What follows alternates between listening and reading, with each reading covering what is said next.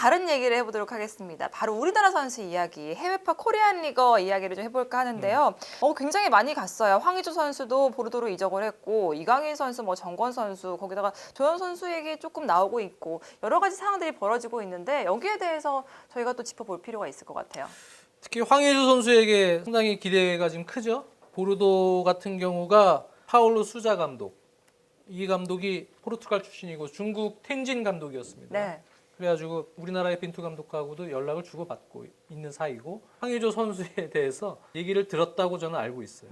그만큼 이제 황의조 선수에 대해서 잘 알고 있는 감독이 지금 직접 영입에 나서서 데려왔기 때문에 네. 황의조 선수는 보르도에서 감독의 큰 기대 속에서 올 시즌 정말 좋은 활약을 할 수 있지 않을까, 기대감이 큽니다. 팀의 현재 상황을 보면 이 보르도가 지난 시즌에 프랑스 리그에서 득점력이 16위에 그쳤습니다. 수비력은 그럭저럭 나쁘진 않았습니다만, 골을 제일 많이 넣었던 선수가 지난 시즌 10골을 넣었던 프랑스와 카마노 선수인데 현재 이적이 유력합니다. 이 선수는 팀을 떠날 가능성이 좀 크고, 모나코와 딜이 계속 되고 있어요. 그렇습니다. 그리고 이제 베테랑 공격수인데 지미 브리앙이라는 선수, 이 선수를 그래도 파울로 수자 감독은 원톱처럼 많이 기용을 해서 원톱 성향으로 기용을 많이 했습니다. 황의조 선수도 사실 탑 스트라이커 성향이지만 배치가 되어 있는 또 기용을 해야 될 선수들의 성향들을 보면 황의조, 또 좌우 윙을 다 볼 수 있는 데프레빌, 지금 원톱으로 좀 그나마 많이 출장한 지미 프리앙, 이런 선수들이 다 2선에서 활약할 수 있는 가능성이 있다고 감독은 보는 것 같아요. 우리가 볼 때는 황의조 선수는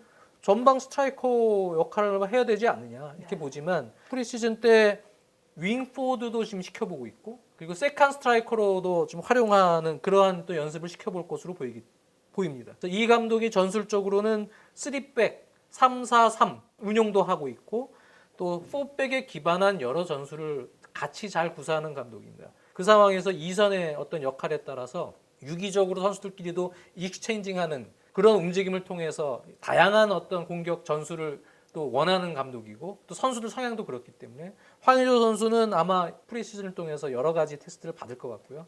제 개인적인 예상은 종국엔 그래도 스트라이커로 들어가진 않겠느냐. 네, 오히려 브리앙 선수와 어떻게 공존할 수 있는 전술을 좀 찾으려고 노력을 할 것 같은데, 그 상황에서 황의조 선수가 좀 빨리만 적응할 수 있으면 저는 프랑스 리그에서 박주영 선수보다 더 많은 골을 넣을 수 있는 잠재력은 충분히 있다. 그래서 황의조 선수 정말 기대를 많이 하고 있고요. 정우영 선수는 저번에 한번 저희가 얘기했죠. 네. 프라이부르크 얘기를 할 때 슈트라이 감독, 그리포 선수가 다시 임대해서 좋은 활약하다가 호펜하임으로 복귀했기 때문에 측면하고 세컨 스트라이커나 공격형 미드필더 볼 수 있는 자리가 지금은 좀 비어 있어요. 그래서 정우영 선수나 이번에 권창훈 선수도 들어갔기 때문에 서로 의지가 될 것 같아요. 그렇죠. 같이 나올 수도 있고요.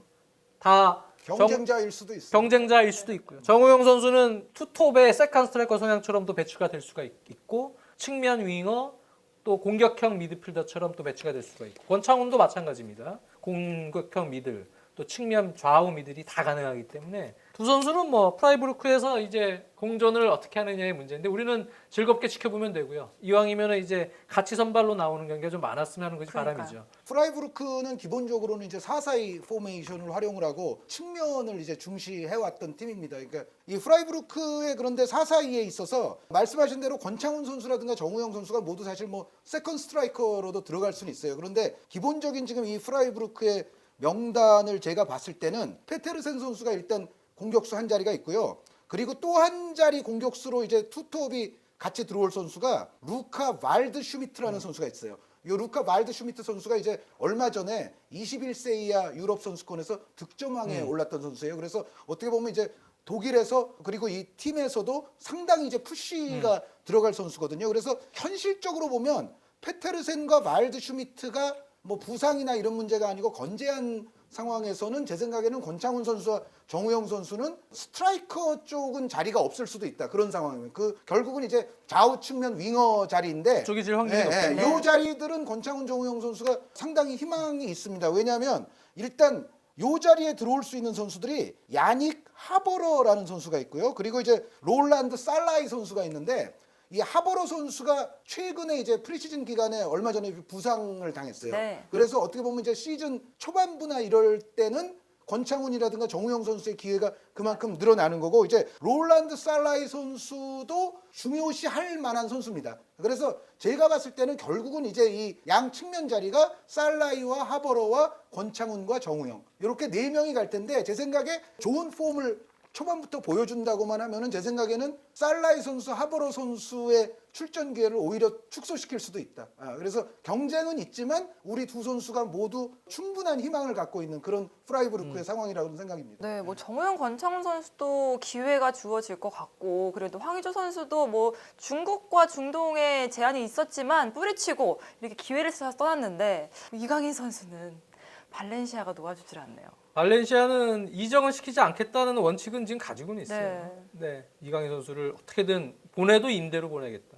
네. 프리메라 리가의 거의 모든 팀들이 지금 다 문의는 했다고 해요. 그만큼 관심이 많고 일부 다른 리그에 있는 일부 클럽들 그러면 이제 이적 제의도 있는 것 같습니다. 근데 문제는 마르셀로 감독은 지금 제가 볼 때 이강인 선수를 잘 활용할 수 있는 감독은 아니라고 저는 보여져요. 물론 예전에 다른 선수들도 쓰고 해봤던 감독이지만 지금 체제는 계속 4-4-2를 밀고 갈 것 같아요. 측면에 약간 우리 팬들이 볼 때도 이강인 선수는 저렇게 고립된 측면 미드필더보다는 풀어줘야 되는데 근데 사실 그렇게밖에 지금 현실적으로는 쓰지는 못할 것 같아서 저는 개인적으로는 팀을 빨리 다른 쪽에 가서 본인이 원하는 전술적 위치에서 뛰었으면 좋겠다. 네. 그게 임대가 되든 다른 방향이 되든 간에 그렇게 지금 저는 개인적으로 바라고 있죠. 근데 이강인 선수 쪽에서 이제 그런 해결할 문제입니다. 나가야 되는 건 맞아요. 전술적으로도 그렇고 지금 발렌시아 저 명단을 지금 제가 이제 뽑아왔는데 곤살로 게데스 선수의 데니스 체리셰프 선수가 있죠. 물론 이 두 선수는 측면 윙어로만 뛰는 게 아니라 이제 투톱 가운데 한 자리로 들어갈 수도 있기는 있어요. 게데스 선수도 그렇고 체리셰프 선수도 그렇고 그런데 기본적으로는 어쨌든 이 두 선수가 윙어 자원이죠. 여기에 카를로스 솔레르 선수에다가 페란 토레스 선수가 뭐 나갈 뻔도 했는데 지금 안 나가고 있어요. 그리고 여기에 새로 들어온 선수 가운데 마누 바예오 선수가 있고 제이슨이라는 선수가 있어요. 이 제이슨은 이제 별명입니다. 원래 또 다른 이름이 있는데 제이슨 이렇게 따옴표 이렇게 하면 돼요. 그런데 마누 바예오 선수와 제이슨 선수도 측면 자원이에요. 그러면 아까부터 이제 말씀드린 선수들이 곤살로 게데스, 데니스 체리셰프에다가 카를로스 솔레르에다가 페란 토레스가 있는데 여기에 제이슨과 마누 바예오 선수가 들어왔는데 여기에 이제 멀티성 포지션을 소화하는 다니엘 바스 선수가 또 있거든요. 그러니까 지금 이 구조에서 이강인 선수를 뭐 오른쪽 아니면 왼쪽 측면 미드필더로 계속 프리시즌에도 그렇게 쓰고 있지만 뭐 새로 데려온 선수들까지 해서 한 7명 정도가 또 윙어 포지션에 있어요. 그러니까 이 팀에서 나가야 되는 게 맞아요. 나가야 되는 게 맞는데 이제 단 한 가지 발렌시아 자체가 이강인 선수를 정말 대표적인 유망주로 여태까지 데리고 있었잖아요. 자기네가 나름 대표적인 간판 유망주로서 데리고 있었는데 점점 이제 20세 이하 월드컵도 잘하면서 주가가 더 높아졌고 게다가 바이아웃이 1,000억이 넘어요. 그러면은 발렌시아 입장은 지금 현재 완전 이적시킬 가능성은 저는 매우 낮다. 그러니까 유럽 축구 돌아가는 그 어떤 비즈니스적인 상식을 고려할 때 발렌시아는 이강인 선수를 절대 지금 완전 이적 같은 걸로 쉽사리 내주려고 하지 않을 거고 그렇다고 해서 어떤 다른 팀이 이강인 선수에게 지금 당장 1,000억 원 이상을 지불을 하지는 않을 거예요. 그러면은 결국은 이제 현실적인 방안은 이강인 선수 같은 플레이메이커 스타일의 선수를 중용할 수 있는 뭐 스페인 내 팀으로의 어떤 임대 이런 방안이 사실은 가장 현실적이다. 그러니까 만약에 오히려 지금은 발렌시아 측을 잘 설득해서 그럼 뭐 안 쓰실 거잖아요. 그러면 근처에 어디 임대 갈게요. 이런 식으로 타협해서 나가는 게 현재로서는 이강인 선수에게는 가장 현실적인 길이다. 라고 생각을 합니다. 어쨌든 임대로라도 이강인 선수가 본인의 재능을 좀 확실히 보여줄 수 있는 곳으로 갔으면 좋겠다라는 생각이 막 아직 많이 들었어요. 남았잖아요. 저는 팀을 옮기긴 할 것 같은데 발렌시아는 원래 예전부터 그랬어요. 조금 더 그걸 쉽게 처리하진 않아요. 어떻게든 더 구단 수익을 늘리기 위해서 또는 조금 더 보죠. 아직 이적 시장이 많이 남았기 때문에 기다리고 있을 겁니다. 네, 알겠습니다. 오늘 원투펀치 이렇게 해외 이적 시장 활발하게 이루어지는 중간 상황을 점검해봤는데요. 아직까지 남아있는 기간 동안 또 어떤 변화가 있을지 여러분들 계속해서 지켜보시기를 바라겠습니다.